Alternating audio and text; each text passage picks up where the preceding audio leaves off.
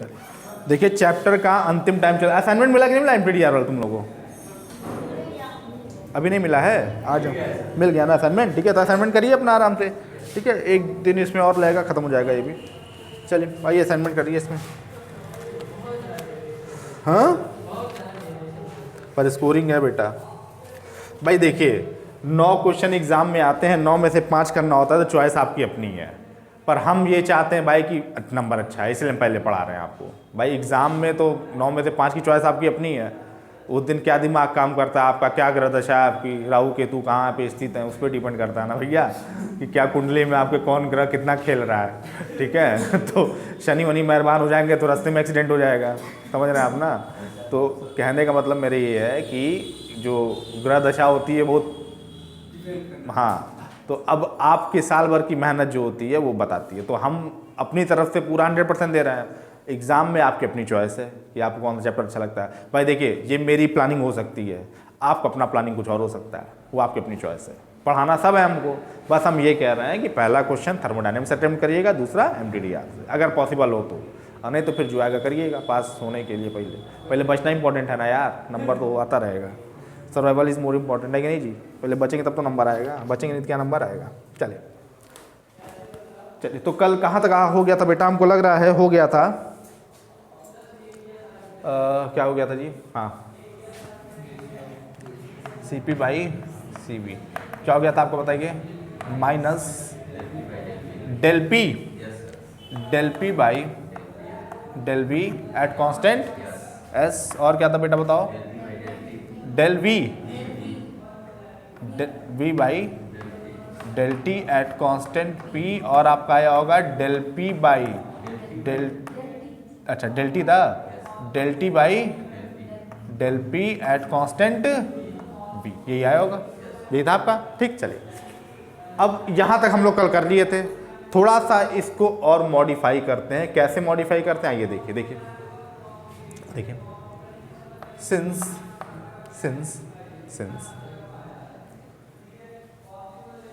एक रिलेशन अभी आप कुछ दिन पहले पढ़े थे, जूल केल्विन इफेक्ट में ही शायद आपने पढ़ा था, या पढ़ा था, अभी हम लिख रहे हैं, हम आपको समझ में आ जाएगा। क्या वहाँ जूल केल्विन इफेक्ट में ही पढ़े थे आप, या देखिए अभी हम लिख रहे हैं, आप समझ जाएंगे। देखिए वो रिलेशन कुछ इस तरीके का था, del P upon del V at constant T, del V upon del T at constant P, del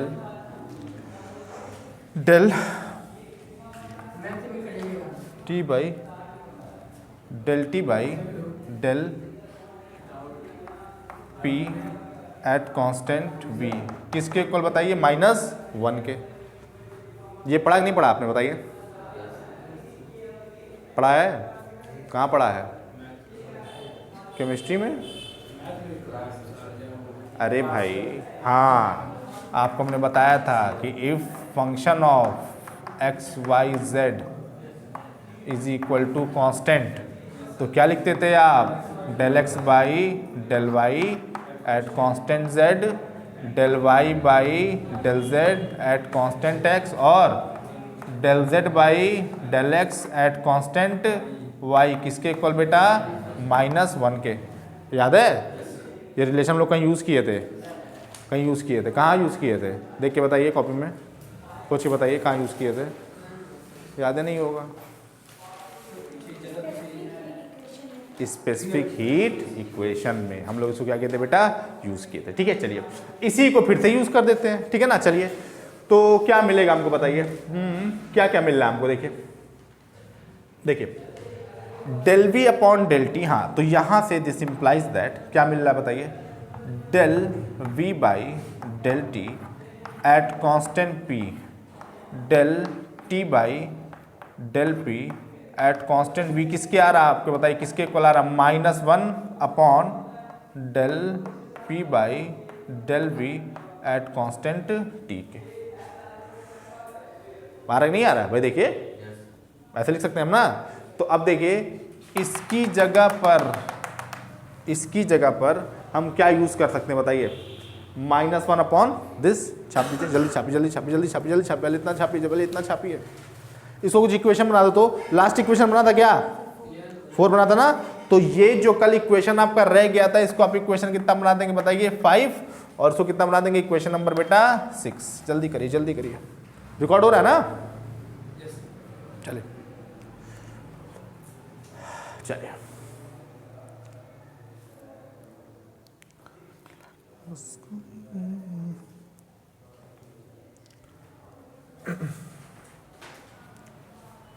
आसान है कि नहीं? ठीक लग रहा होगा अभी? अभी तो गाड़ी चल रही है, ठीक ही है सर।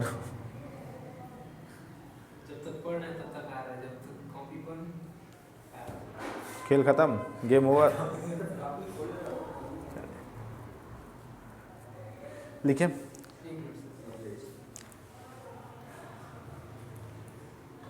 लिखिए using equation 6, using equation 6, using equation 6 in equation 5, using equation 6 in equation 5, using equation 6 in equation 5 we gate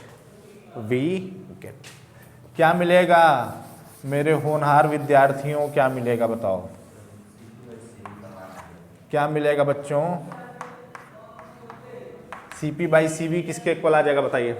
देखिए देखिए ऑलरेडी हमारे पास क्या है, del P upon del V at constant SM, ठीक है ना? और इसकी जगह पर हम क्या रख रहे हैं बेटा, -1 अपॉन दिस, ठीक है ना? तो यहां माइनस था, यहां माइनस है, माइनस माइनस क्या हो जाएगा, एडजस्ट हो जाएगा। तो क्या मिलेगा बताइए, del P by del P by del V at constant T, छाप दीजिए।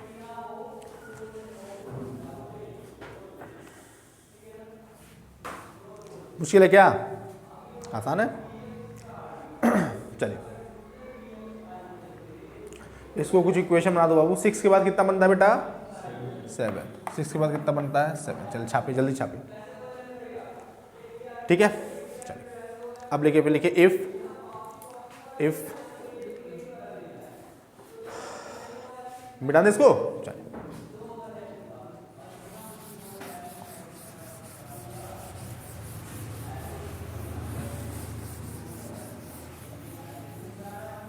लिखिए if ET and ES, if ET and ES, ऐसे लिखिएगा, if ET and ES be the coefficient of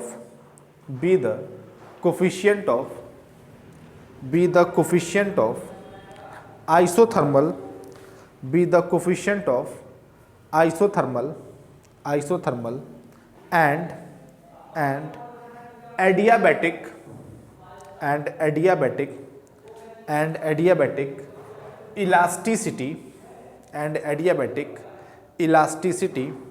elasticity respectively, then क्या हो जाएगा बताइए? देखिए ET और ES को क्या ले रहे हैं बेटा हम? कोफिशिएंट कौन सा? आइसोथर्मल और एडियाबैटिक इलास्टिसिटी का, ठीक है ना?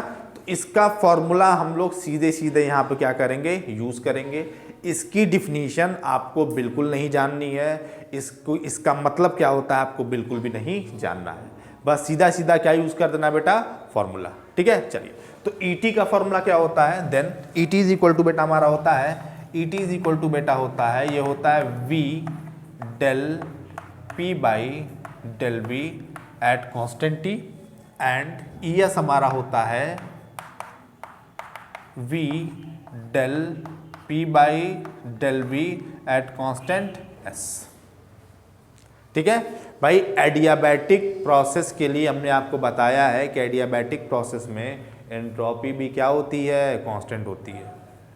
ये देखिए जब शुरुआत में थर्मोडायनामिक्स पढ़ाया था हम, यहाँ एंट्रोपी वाला जब निकलवाया था आपको, तो एंट्रोपी वाले सेक्शन में एक नहीं अलग अलग प्रोसेस के लिए एंट्रोपी कैलकुलेट कराया था सारा, और हमने आपसे कहा था वो रिजल्ट याद कर लीजिएगा। तो अगर आपको रिजल्ट याद हो तो उस रिजल्ट से आप समझेंगे कि प्रोसेस अगर बेटा हमारा एडियाबैटिक है तो एंट्रोपी भी क्या होता है, उसमें कांस्टेंट होता है, ठीक है ना? तो एडियाबैटिक का मतलब एंट्रोपी क्या, कांस्टेंट, ठीक है? चलिए छापिए जल्दी, छापिए जल्दी, छापिए जल्दी, छापिए।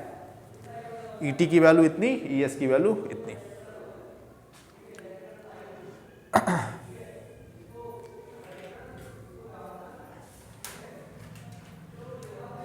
ठीक है भैया, चल फिर लिखे लिखे। Then by question 7, then by equation 7। अच्छा, इक्वेशन 7 बेटा क्या हमारे पास है बताओ? CP बाई CV कितना है बताओ? CP बाई CV बेटा हमारा है del P by del V at constant S upon किसके बताइए? Del P by del V at constant T के, है कि नहीं है? ठीक है, ऊपर नीचे हम V से मल्टीप्लाई कर सकते हैं क्या?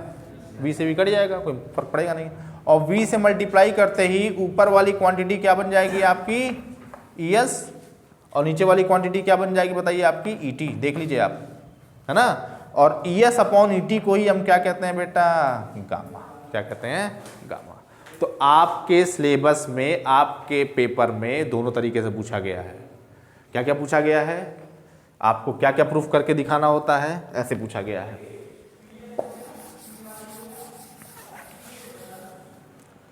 दिस इंप्लाइज दैट क्या मिल जाएगा आपको? CP by CV is equal to ES by ET। ये अलग सवाल पूछा गया है कि show that CP by CV किसके इक्वल होता है? ES बाई ET के। ये अलग सवाल पूछा गया है। And show that CP by CV is equal to gamma. ये आपका अलग सवाल है, पर दोनों क्या है? एक ही है ना। चाहे CP by CV is equal to gamma पूछे, चाहे CP by CV is equal to ES by ET, derivation क्या है? दोनों का सेम है। अगर CP by CV is equal to ES by ET लिखेगा तो यहाँ तक छोड़ देंगे आप, और अगर CP by CV is equal to gamma पूछेगा तो ES बाई ET के यहाँ पे क्या लिख देंगे बेटा? गामा। बात समझ आ रहा है? दोनों तरीके से पूछा गया है सवाल, ये आपका दोनों तरीके से पूछा गया है। तो दोनों सिचुएशन के लिए क्या रही बेटा? तैयार रहिए। ठीक है, चलिए डब्बे में कर दीजिए इसको। आप अनसॉल्व खरीदेंगे तो उसमें ये सवाल दिया होगा। चलिए 2016 2019 दोनों में पूछा गया है ये।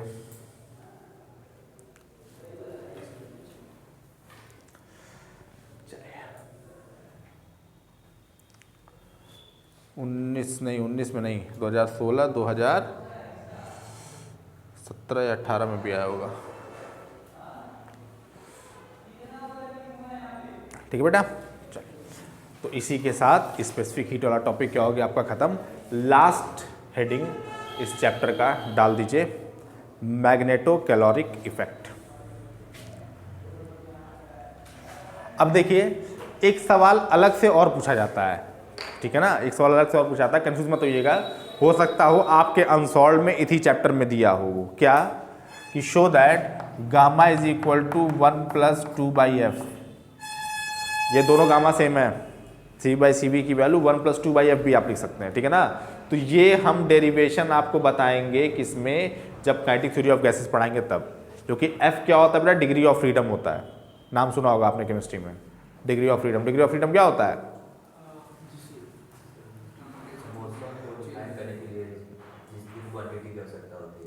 जितने मिनिमम नंबर ऑफ कोऑर्डिनेट से हमारा काम चल जाए वो क्या कहलाता है? डिग्री ऑफ फ्रीडम कहलाता है। किसी पार्टिकल के मोशन को डिस्क्राइब करने के लिए जितने मिनिमम नंबर ऑफ कोऑर्डिनेट से हमारा काम चल जाए वही क्या कहलाता है? Degree of freedom. या पार्टिकल जितने इंडिपेंडेंट डायरेक्शंस में मूव कर सकता है उसी को हम क्या कहते हैं? डिग्री ऑफ फ्रीडम कहते हैं। बात समझ आ रहा है बेटा ना? ठीक है, इसको हम कहते हैं डिग्री ऑफ फ्रीडम कहते हैं। ये जब काइनेटिक थ्योरी ऑफ गैसेस बताएंगे तो वहाँ पर ये डेरिवेशन कराएंगे, ठीक है। तो कंफ्यूज मत होइएगा, MTDR का क्वेश्चन नहीं है ये, पर हमको याद आ रहा है किसी अनसॉल्व में मिसप्रिंट हुआ है ये। Gamma is equal to 1+2/f KPH वाले में या उज्ज्वल वाले में, किसी एक में MTDR में दे दिया है। तो MTDR का सवाल है ही नहीं है, ये सवाल किसका है बेटा? क्या कहते हैं उसको? काइनेटिक थ्योरी ऑफ गैसेस का। तो अगर आपको असाइनमेंट में ये सवाल मिलेगा, अभी देखिए असाइनमेंट आप लोग की देखते नहीं है हम, ठीक है ना, क्योंकि असाइनमेंट जो है मैम टाइप करा के अपना दे देती है अनसॉल्व के क्वेश्चन से। तो अगर असाइनमेंट में आपको ये सवाल मिलेगा तो छोड़ दीजिएगा, ठीक है। वो काइनेटिक थ्योरी ऑफ गैसेस का सवाल है, तो वहाँ पर जब काइनेटिक थ्योरी ऑफ गैसेस पढ़ाएंगे तो आप उसको डिराइव करा देंगे, ठीक है ना। तो उसके लिए परेशान मत होइएगा, ठीक है। होता क्या है, कभी कभी किसी चैप्टर का सवाल किसी में चला जाता है तो फिर बच्चे थोड़े कंफ्यूज हो जाते हैं, तो परेशान मत होइएगा। Gamma is equal to 1+2/f kinetic theory of gases में बताएंगे, है ना। तो कंफ्यूज मत होइएगा, असाइनमेंट में अगर आता है तो छोड़ दीजिएगा उसको, परेशान मत होइएगा, ठीक है। चल नेक्स्ट और लास्ट हेडिंग इस चैप्टर का डाल दीजिए आप,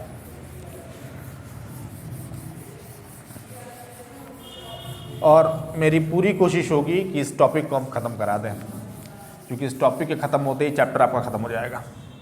लास्ट हेडिंग डाल दीजिए आप, magneto caloric effect.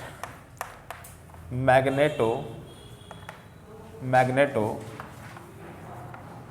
Caloric effect,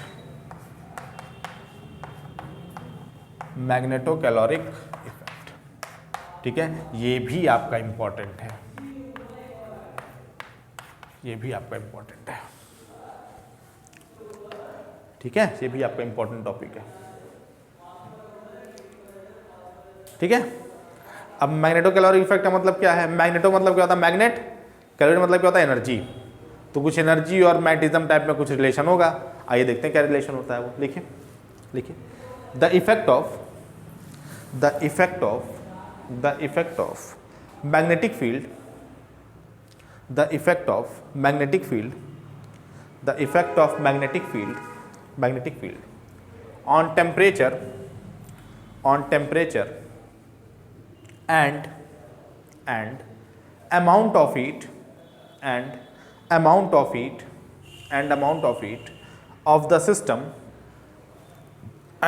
of heat of the system is known as magnetocaloric effect, magnetocaloric effect। ठीक है, मैग्नेटोकैलोरिक इफेक्ट। ठीक है, पैराग्राफ चेंज करके लिखिए in order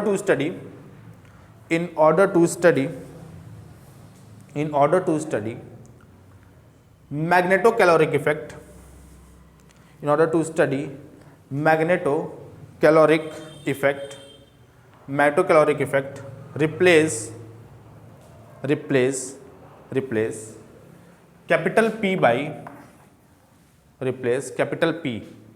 replace capital P, या एक काम करिए, पहले लिखिए रिप्लेस प्रेशर, पहले लिखिए replace pressure in bracket capital P, replace pressure in bracket capital P by magnetic field, अभी देखिए यहीं फंसेंगे आप, बाय मैग्नेटिक फील्ड ब्रैकेट में capital B, by magnetic field bracket में capital B and volume in bracket capital V and volume in bracket capital V by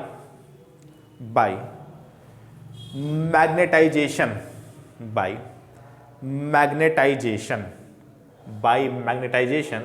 bracket में capital M।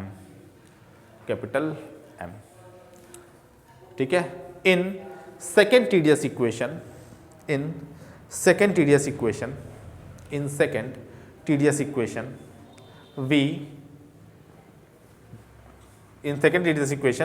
by second tedious equation बेटा होता क्या है? dq is equal to TDS is equal to किसके बताइए?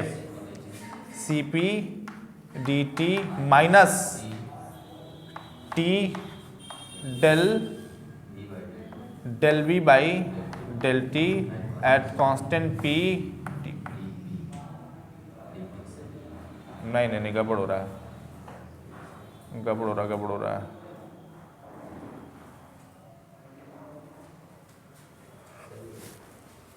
हाँ सही है, डेल वी, हाँ ठीक, सही, हाँ ठीक, C by CP dt minus T del V upon del T at constant P। ठीक है, चलिए, हाँ सही, ठीक है, चलिए। देन वी हैव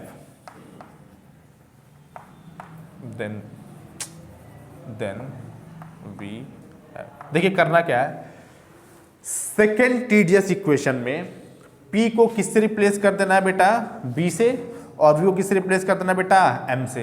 तो जहां जहां P है वहां क्या लिख देंगे बेटा, बताओ? B।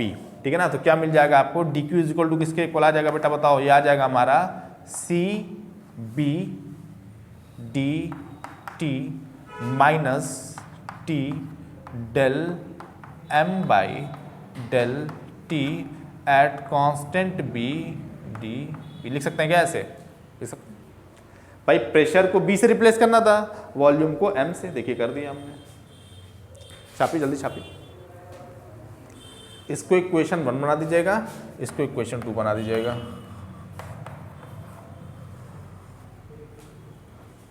बीएससी फर्स्ट, अच्छा पहले लिखो।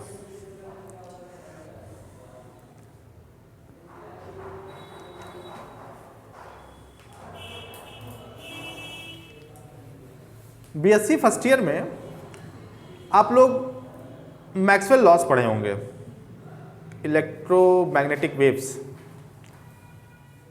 कोरोना के पहले का है सर, कहाँ इतना याद रहेगा। कुछ सुनाई दे रहा है, नहीं सुनाई दे रहा है, समझ में आ रहा है, नहीं आ रहा। इलेक्ट्रोमैग्नेटिक वेव्स आपने, अच्छा चैप्टर का नाम याद है कि नहीं याद है? चैप्टर का नाम याद है ना? तो उसमें आपने मैक्सवेल इक्वेशन, हम ये नहीं पूछ रहे हैं कि मतलब सुना हुआ है कि नहीं, वो तो हम जान रहे हैं आपको नहीं आता है। देखिए जब हम क्लास में आते हैं तो हम ये मान करके आते हैं कि आप कुछ नहीं जानते हैं, इससे बहुत सुकून में रहते हैं हम। अगर हम ये मान लेंगे कि आपको आता है तो फ्रस्ट्रेट हो जाएंगे हम, क्योंकि फिर हम एक्सपेक्ट करेंगे कि आप बताएंगे, समझ रहे हैं आप ना। तो ये मान लेते हैं कि आपको कुछ नहीं आता है, इससे बहुत रिलैक्स रहते हैं, बहुत एकदम मेंटल पीस में रहते हैं हम। अगर हम मान लेंगे कि आप जानते हैं तो एक्सपेक्ट करेंगे कि आप बताएंगे, और नहीं बताएंगे गुस्सा आएगा, इसलिए बहुत रिलैक्स होकर के आते हैं। हम जानते कुछ नहीं आता आपको।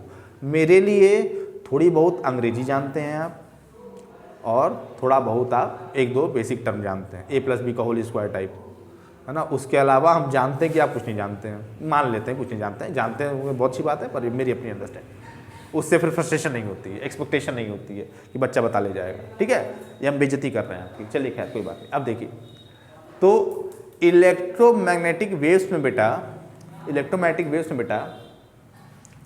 आपको दो तरह का मैग्नेटिक फील्ड दिखाई दिया होगा, एक होता है B और एक होता है H। तो क्या दोनों, अच्छा H से मैग्नेटिक फील्ड डिनोट किया जा सकता है, ये आपको पता ही नहीं पता है, डिनोट किया जा सकता है। तो क्या B और H एक ही है या B और H अलग अलग है? अलग अलग है तो क्यों अलग अलग है? ना ना ना ना, कंपोनेंट वाला दूसरा होता है। कंपोनेंट वाले में V और H होता है, एक वर्टिकल कंपोनेंट होता है, हॉरिजॉन्टल कंपोनेंट होता है अर्थ का, वो दूसरा चीज़ है, जब इलेक्ट्रोमैग्नेटिक वेव्स में डिफरेंस आपको दिखाई देगा और कहीं दिखाई देगा। इलेक्ट्रोमैग्नेटिक वेव्स जब आप पढ़ेंगे, मैक्सवेल का इक्वेशन लगाएंगे, वहीं पर आपको ये डिफरेंस पहली बार दिखाई देता है ना। वहाँ बाय और सेवर्ट लॉ में भी आता है, वो मीडियम की वजह से आता है, वो मीडियम की प्रॉपर्टी होती है, और मीडियम की बेसिस पर ही डिफाइन भी किया जाता है इसको। तो पहली बात तो आप ये बताइए कि आपको ये पता है कि नहीं पता है कि मैग्नेटिक फील्ड को B से भी करते हैं और H से भी करते हैं, ये आपको पता होगा। कहीं कहीं आपने H देखा होगा, कहीं कहीं आपने B देखा होगा। भले आप डर के मारे मुंडी नहीं हिला रहे हैं, पर हमको पता है कि आप दोनों देखे हैं, B भी देखे हैं और H भी देखे हैं, ठीक है ना। पर आप सर नहीं हिला रहे, क्योंकि सर हिलाएंगे, सर पूछेंगे अभी कहाँ क्या होता है इसका मतलब, ठीक है। तो B भी देखा होगा आपने, H भी देखा होगा, ठीक है ना। वहाँ पर कन्फ्यूजन होती है बच्चों को कि भैया B कब होगा और H कब होगा, बात समझ आ रहा है ना, B कब होगा और H कब होगा। तो समझ लीजिए, जान लीजिए। देखिए होता क्या है, ध्यान मेरी बात समझिएगा। देखिए ध्यान से मेरी बात समझिएगा। देखिए मान लीजिए कोई मैग्नेट है आपका, थर्ड ईयर में फिर से अभी आपको बताएंगे हम, थर्ड ईयर तक आते आते अभी सब भूल जाएंगे जितना पढ़ा है अभी आज की क्लास में। थर्ड ईयर में हम आपको पढ़ाएंगे, अगर थर्ड ईयर फिजिक्स आप लेते हैं तो पहली बात तो थर्ड ईयर में आते हैं तो ये भी क्वेश्चन मार्क है कि फर्स्ट ईयर तो आप आ गए, थर्ड ईयर में अगर आप आते हैं तो फिजिक्स अगर आप लेते हैं तो दो कंडीशन है। पहले सेकेंड ईयर बच्चों से हम ये नहीं कहते थे कि आप आते हैं तो, अब कहना पड़ रहा है, क्योंकि सेकेंड ईयर जो आता था वो मान लिया कि थर्ड ईयर में पहुँच ही जाएगा। वो फर्स्ट ईयर में कहते थे भैया अगर सेकेंड ईयर में आते हैं तो थर्ड ईयर में अगर आप आते हैं तो और फिजिक्स लेते हैं तो दो कंडीशन है, ठीक है ना।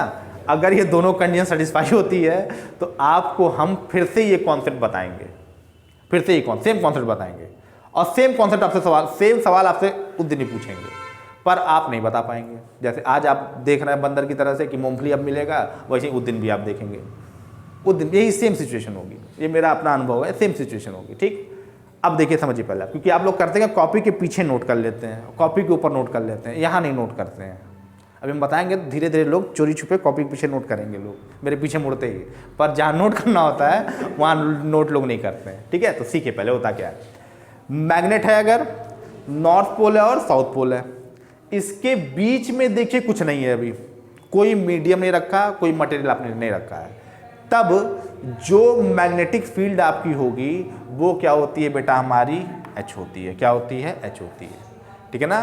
तो एच को बेटा हम क्या कह सकते हैं, एच को हम कह सकते हैं अप्लाइड फील्ड। क्या कह सकते हैं, अप्लाइड फील्ड। अप्लाइड फील्ड वो एच होता है, अप्लाइड फील्ड एच होता है। मतलब बीच में कोई मीडियम नहीं है, कोई मटेरियल नहीं है। मैग्नेटिक फील्ड के बीच में, मैग्नेट के बीच में कोई मटेरियल नहीं, कोई मीडियम नहीं है, तब जो मैग्नेटिक फील्ड होगा वो बेटा क्या होगा, हमारा अप्लाइड फील्ड होगा। अब मान लीजिए आपने इसके बीच में कोई सैंपल रख दिया, किसी भी मटेरियल का कोई सैंपल आपने रख दिया, ठीक, तो अब होगा क्या, इस अप्लाइड फील्ड की वजह से इस मटेरियल के अंदर भी तो कुछ मैग्नेटिक इफेक्ट जनरेट होगा, मैग्नेटिक फील्ड जनरेट होगा। उसी को बेटा हम क्या कहते हैं, बी कहते हैं। क्या कहते हैं, बी कहते हैं। मतलब क्या, मैग्नेटिक फील्ड आपकी होती है और मैग्नेटिक फील्ड की प्रेजेंस में जो इंड्यूस मैग्नेटिक फील्ड होती है उसको हम क्या कहते हैं बेटा, बी कहते हैं। ठीक है ना। ऐसे समझिए आप कि अगर मीडियम है, मटेरियल है तो बी, मीडियम नहीं है, मटेरियल नहीं है तो एच। ठीक है ना। अप्लाइड फील्ड की प्रेजेंस में बेटा क्या होता है बताओ, बी होता है।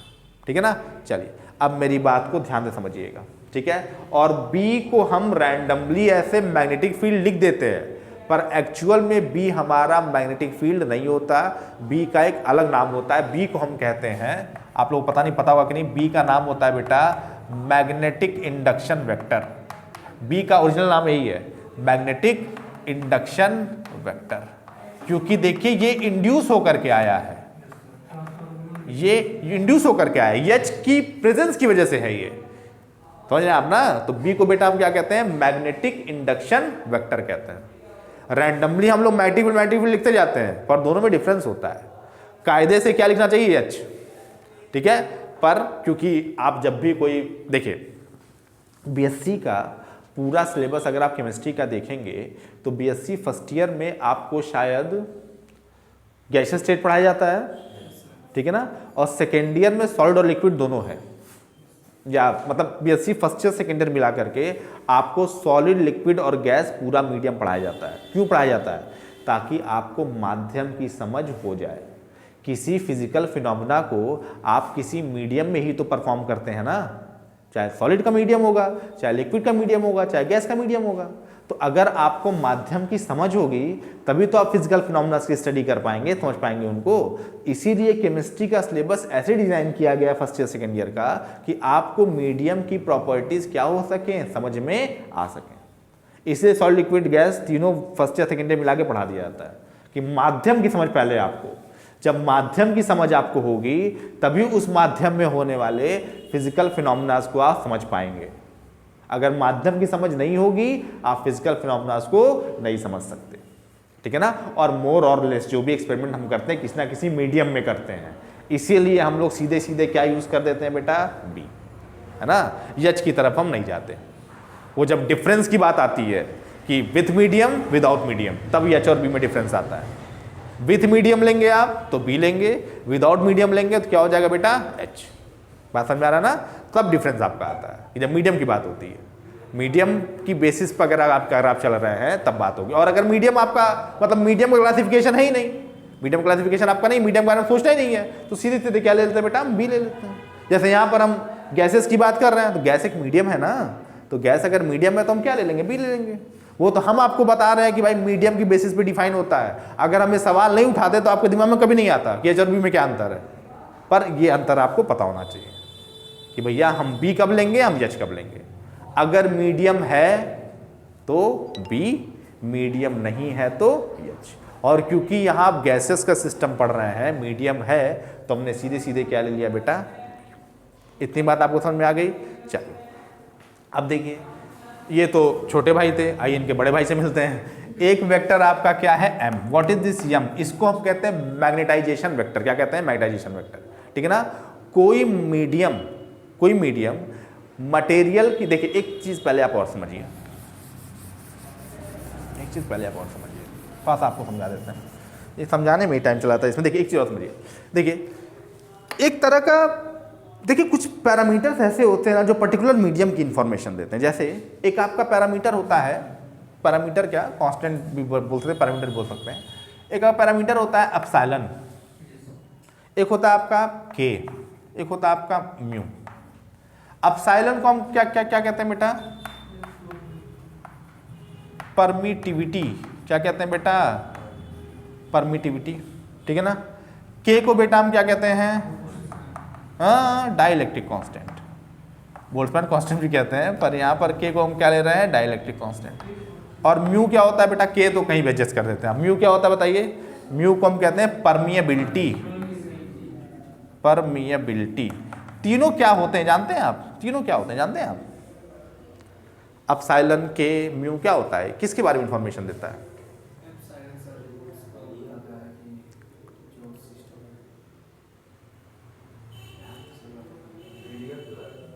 मीडियम की क्या बताता है, मीडियम की प्रॉपर्टी होती है, तो अभी हमने आपसे कहा, पर मीडियम की क्या बताता है, मीडियम की किस प्रॉपर्टी के बारे में बताता है। जैसे मान लीजिए, समझिए पहले आप, जैसे मान लीजिए आप हैं, अब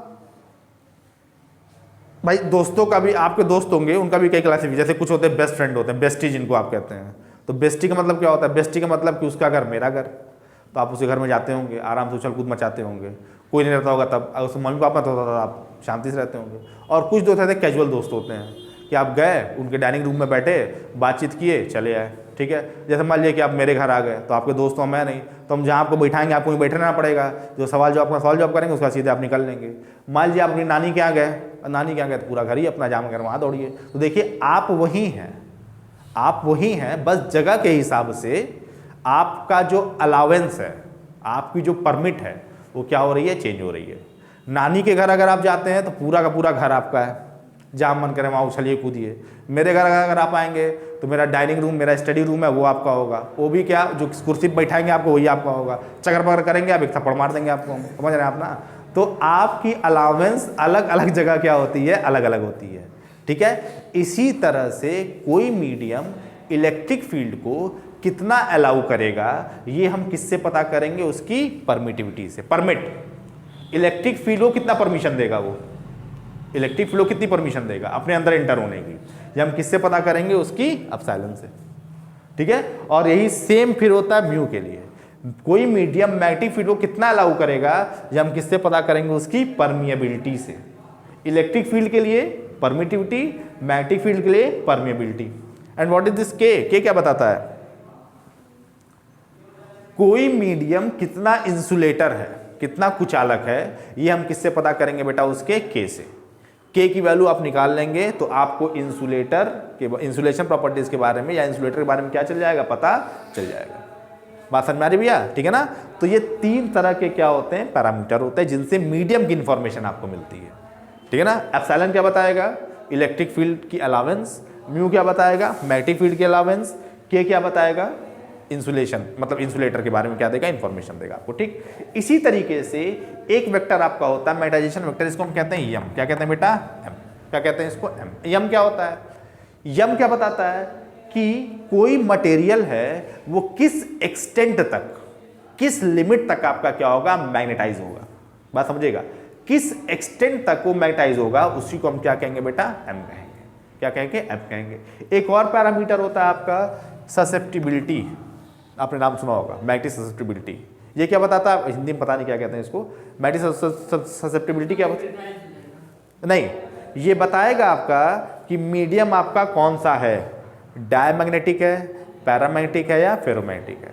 अगर काई हमारा नेगेटिव होगा तो डायमैग्नेटिक होगा, थोड़ा पॉजिटिव होगा तो पैरामैग्नेटिक होगा, ज़्यादा पॉजिटिव होगा तो क्या होगा बेटा, फेरोमैग्नेटिक होगा।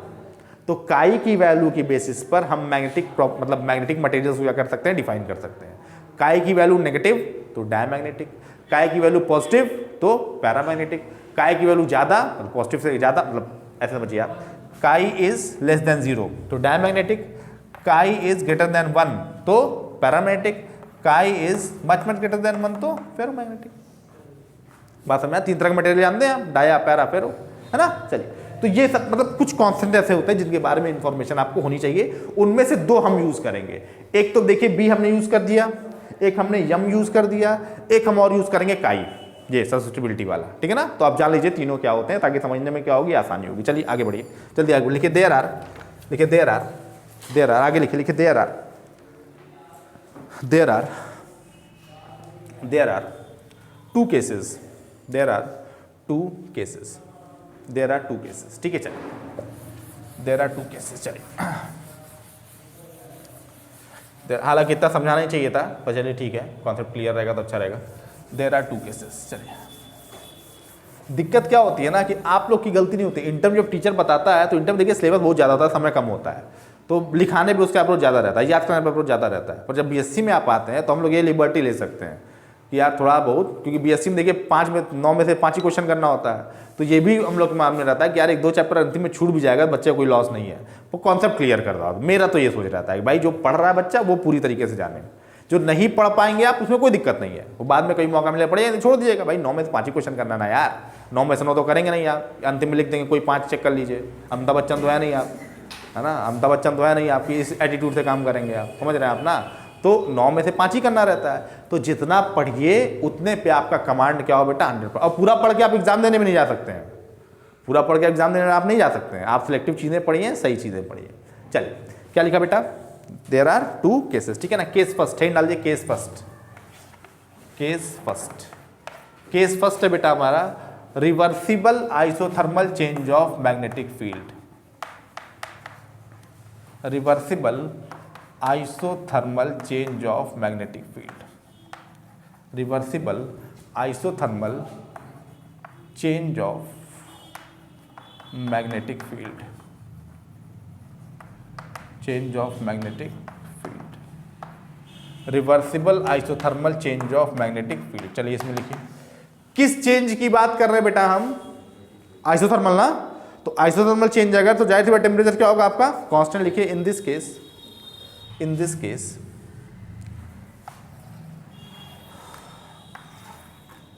लिखिए in this case, in this case, इस केस में क्या होगा बाबू, dt इज इक्वल टू क्या हो जाएगा 0। भाई टेम्परेचर कांस्टेंट dt क्या हो गया बेटा 0 हो गया। In this case dt is equal to 0, then by equation 2, then by equation 2 we get, then by equation 2 we get. तो इक्वेशन 2 से क्या मिलेगा बेटा, बताओ हमको क्या मिलेगा बेटा, क्या मिलेगा बताइए। हाँ देखिए क्या मिलेगा, थर्मल चेंज एनर्जी, हाँ क्या मिलेगा बताइए। dq इज इक्वल टू कितना मिलेगा, -t del m by del t at constant b dB। छाप दीजिए, छाप दीजिए, छाप दीजिए, छाप दीजिए।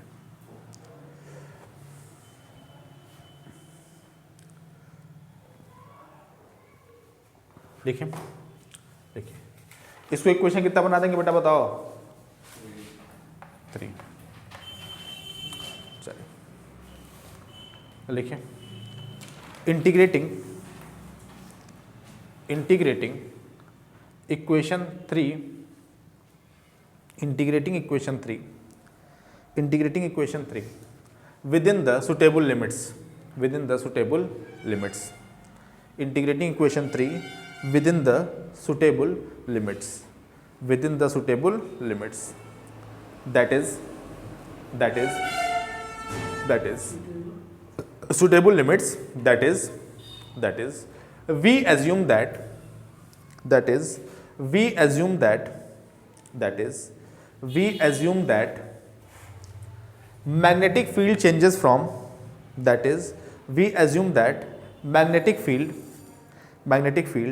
changes from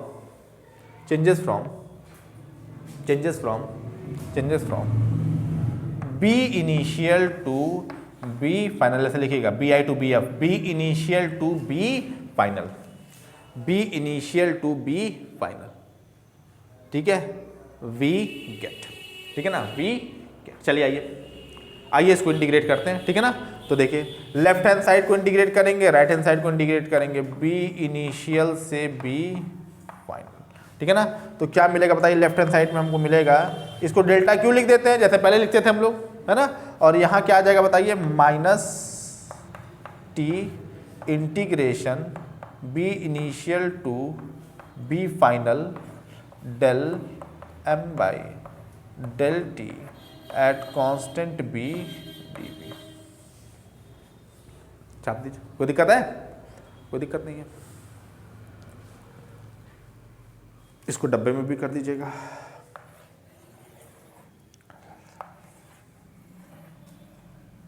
चलिए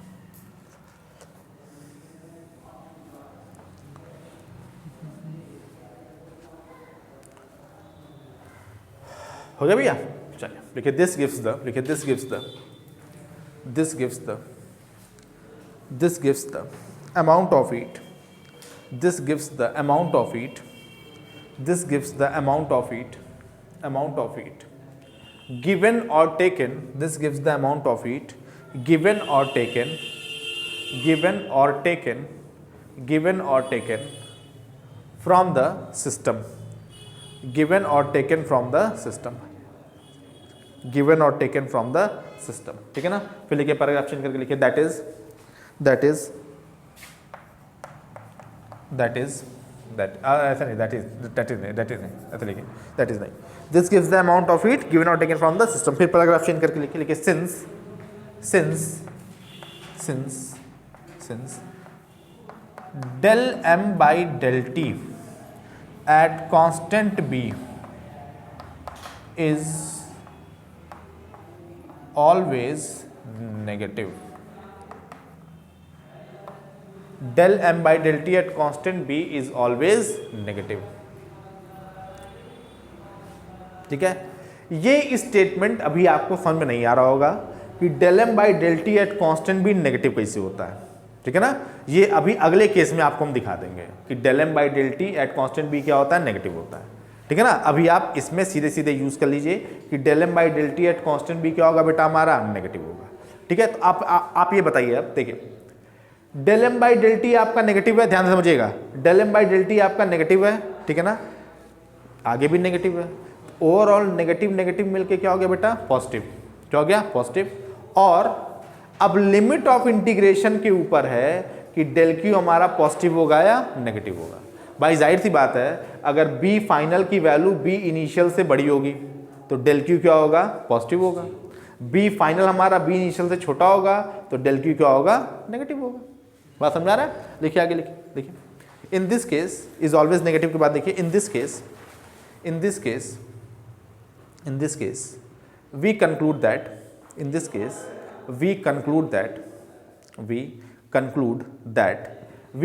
that क्या निकल करके समझ में आ रहा, बताइए। we conclude that if b final या bf is greater than bi, मतलब b final की वैल्यू b इनिशियल से क्या है बेटा, ज्यादा है।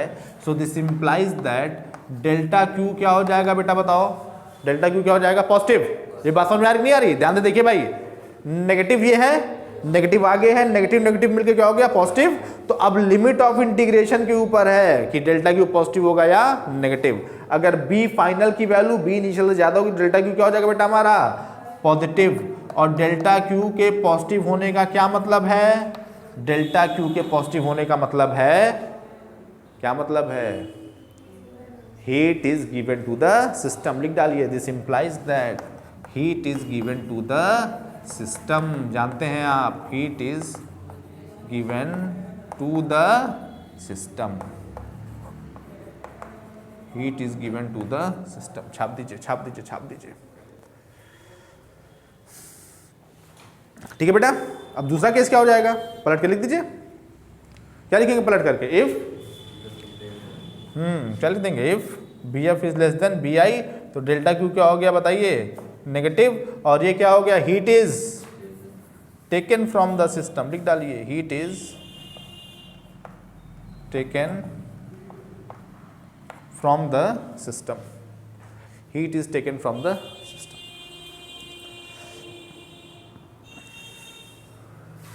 केस सेकंड नहीं, इफ करके लिखेंगे ना, इफ करके लिखेंगे ना, पहले लिख लिया भैया। चलिए, दोनों केसेस हो गए, पॉजिटिव वाला भी नेगेटिव वाला भी। ठीक है, चलिए, तो ये वाला केस ही क्या हो गया बेटा, खत्म हो गया। नेक्स्ट हेडिंग डाल दीजिए आप, खत्म करा देते हैं इसको, 10 मिनट और लगेगा। नेक्स्ट हेडिंग डाल दीजिए आप, reversible adiabatic change of magnetic field. Reversible adiabatic, reversible adiabatic, reversible adiabatic change of magnetic field. ठीक है, चलिए अब देखिए,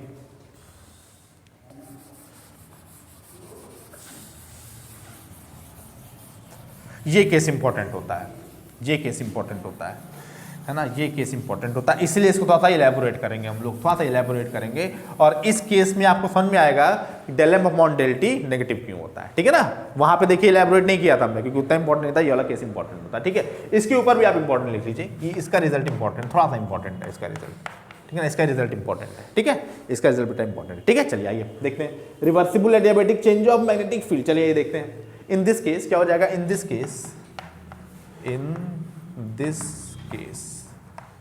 केस क्या हो जाएगा बेटा बताओ, डी क्यू बराबर किसके इक्वल हो जाएगा बताइए, जीरो के। डी क्यू क्या हो गया आपका, जीरो हो गया। Then by equation 2v।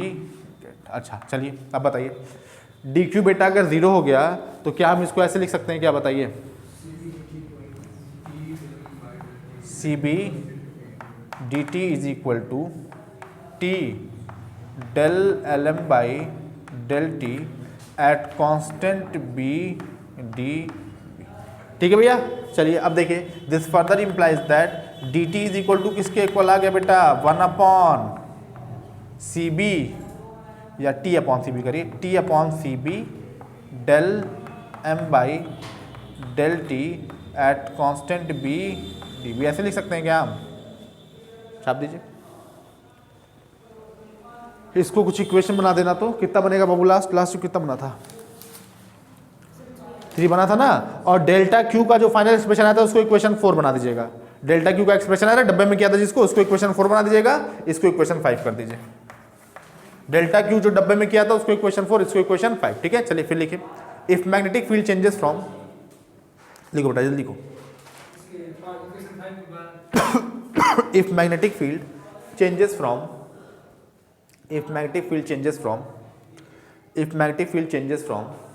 from B initial, वही B initial to B final, then on integrating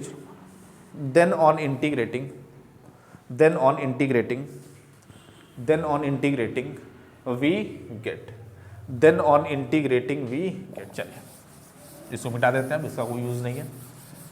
then on integrating we, चलिए इंटीग्रेट करने पे क्या मिलेगा बच्चों बताओ तो जरा, चलिए आइए देखते हैं इंटीग्रेट करने में क्या मिलेगा। देखिए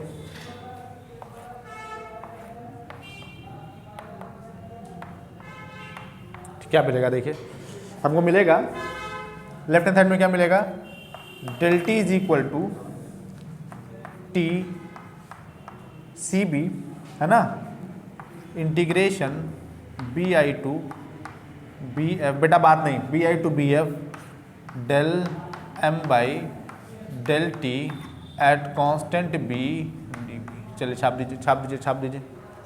दीजिए।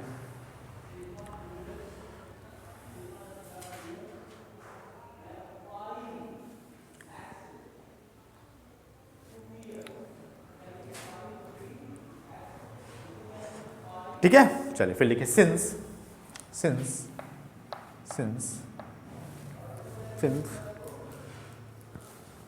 m is equal to chi M B. देखिए मैग्नेटिक फील्ड और मैग्नेटाइजेशन वेक्टर में बेटा आपका ये रिलेशन होता है, ठीक है ना। मैग्नेटिक फील्ड मैग्नेटाइजेशन वेक्टर में बेटा क्या होता है, ये रिलेशन होता है। इसको सीधे क्या करना पड़ेगा, हमको यूज करना पड़ेगा, ठीक। And chi M is equal to किसके इक्वल होता है, सी बाई टी के। ये आपने पढ़ा है, पैरा मैग्नेटिक नहीं पढ़ा है। इसको हम क्या कहते हैं, इसको हम कहते हैं क्यूरी लॉ। क्या कहते हैं बेटा, क्यूरी लॉ। याद होगा आप लोगों को क्यूरी का नियम कि काई जो मैग्नेटिक सस्टेबिलिटी होती है वो 1/t के क्या होती है, प्रोपोर्शनल होती है। तो ये दो रिजल्ट हम लोग इंटर से क्या कर रहे हैं, सीधे यूज कर रहे हैं। मैग्नेटाइजेशन वेक्टर या मैग्नेटाइजेशन और बी में ये रिलेशन आपका होता है, और काई बराबर किसके इक्वल होता है, सी बाई टी के, ठीक है। चलिए और सी क्या है आपका यहाँ पे, हाँ सी का एक स्पेशल नाम होता है, इसको हम कहते हैं क्यूरी कांस्टेंट। क्या कहते हैं बेटा, क्यूरी कांस्टेंट। लिख लीजिएगा here C is equal to Curie constant, C is equal to Curie constant. C क्या है बेटा, क्यूरी कांस्टेंट है, ठीक बाबू। चलिए अब देखिए अब देखिए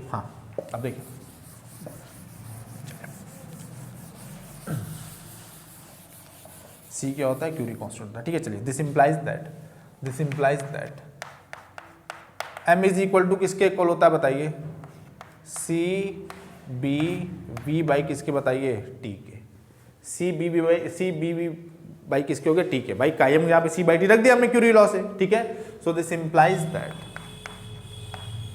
del M by del T at constant B किसके इक्वल आ जाएगा बताइए, minus C B V by T square के।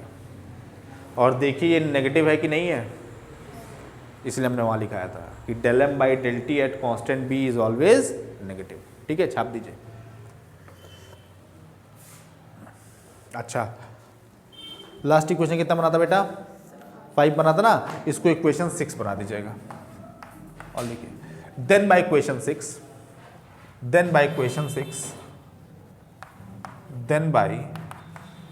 Equation 6 V. इक्वेशन 6 से क्या मिलेगा बेटा, बताओ, डेल्टा टी किसके इक्वल आ जाएगा बताइए, T by C B integration B initial to किसके बेटा, बी फाइनल के, और कितना बताइए, minus C B V by T square upon किसके बताइए, डी बी के, है ना। तो टी से टी स्क्वायर क्या हो गया आपका, कैंसिल हो गया। क्या मिलेगा आपको बताइए, क्या मिलेगा बताइए,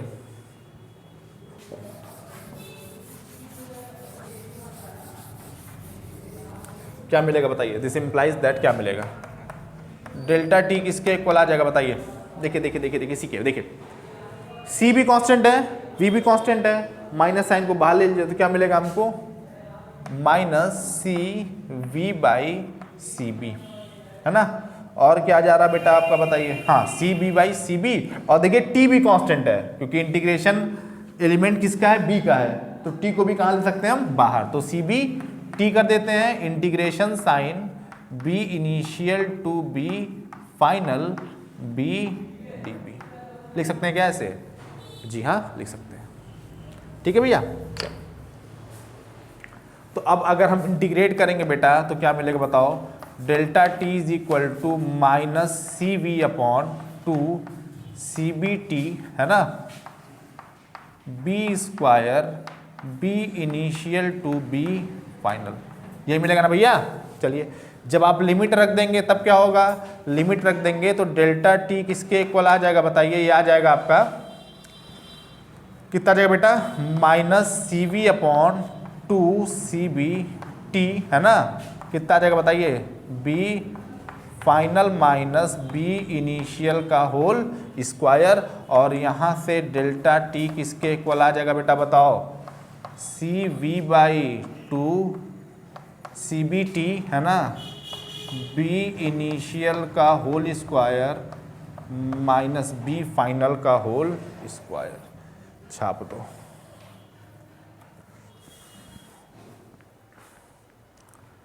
सही है भैया, इसको इक्वेशन कुछ बना दो, लास्ट 6 बना था ना, इसको 7 कर दीजिएगा। चलिए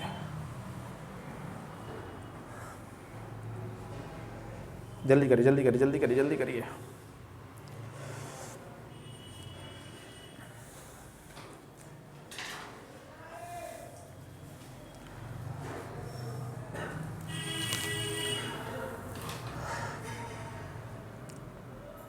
लिखिए दिस गिव्स द, डब्बे में करके लिखिए, दिस गिव्स द, डब्बे में करो, लिखिए this gives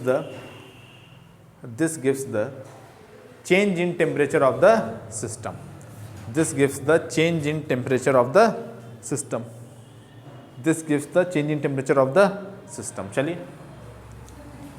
change in temperature of the system, change in temperature of the system, चलिए this gives the change in temperature of the system. चलिए अब देखिए, if b initial is greater than b final, अगर b initial की value b final से बड़ी है तो बताइए डेल्टा t क्या होगा बेटा हमारा, पॉजिटिव होगा ना, डेल्टा t क्या होगा, पॉजिटिव होगा। मतलब temperature of the system increases, लिख दीजिए temperature of the system increases. चलिए छाप दीजिए। ठीक है, उल्टा भी लिख दीजिए। फिर वही if B initial is less than B final, तो डेल्टा टी क्या हो जाएगा, negative temperature of the system decreases decreases. College जा रहे हैं आप, चलिए जाइए।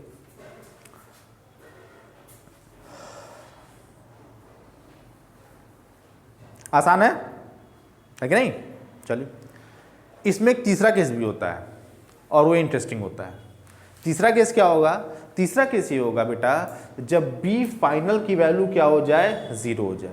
बी फाइनल की वैल्यू 0 होने का मतलब क्या है, समझिए पहले आप। मैग्नेटिक फील्ड के 0 होने का मतलब क्या है? मैग्नेटिक फील्ड के 0 होने का मतलब है कि सैंपल को आपने डीमैग्नेटाइज कर दिया। क्या कर दिया? डीमैग्नेटाइज। और एक कौन सा प्रोसेस पढ़ रहे हैं आप? Adiabatic process. तो BF की वैल्यू जब 0 हो जाती है तो इस केस को हम क्या कहते हैं? Adiabatic demagnetization. क्या कहते हैं? Adiabatic demagnetization. ठीक है ना? तो चलिए आइए एक केस और लिख लेते हैं। देखिए देखिए, if BF is equal to 0, if BF is equal to 0, ठीक है ना? If BF is equal to 0 लिखिए। सच केस लीड्स टू, देखिए इसमें if BF is equal to 0, such case leads leads to adiabatic, such case leads to adiabatic demagnetization, adiabatic demagnetization, adiabatic demagnetization, adiabatic demagnetization, such case leads to adiabatic demagnetization। ठीक है ना? चलिए फिर लिखिए, then by equation 7 we get, then by equation 7 we get, then by equation 7 we get, equation 7 से देखिए क्या मिलेगा, then by equation 7 we get, equation 7 से क्या मिलेगा बताइए? डेल्टा टी किसके इक्वल आ जाएगा बताइए? CV2 CBT BI का स्क्वायर।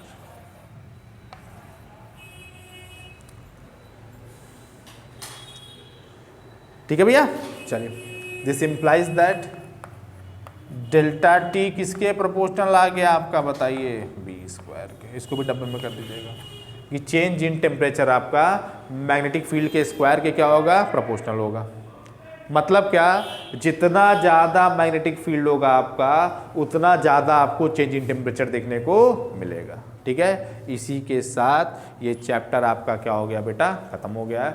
दशहरा दिवाली दोनों इसी में पड़ गया था तो बहुत लंबा लगा आप लोगों को। ठीक है, चल थोड़ा सा अनसॉल्व का 1-2 क्वेश्चन है तो उसमें 1 दिन और लगेगा, तो अनसॉल्व क्वेश्चन है वो उससे कोई टेंशन नहीं, जरूरत नहीं, 1 दिन में वो भी खत्म हो जाएगा। ठीक है ना? चैप्टर ओवरऑल मान के चलिए क्या हो गया आपका? खत्म हो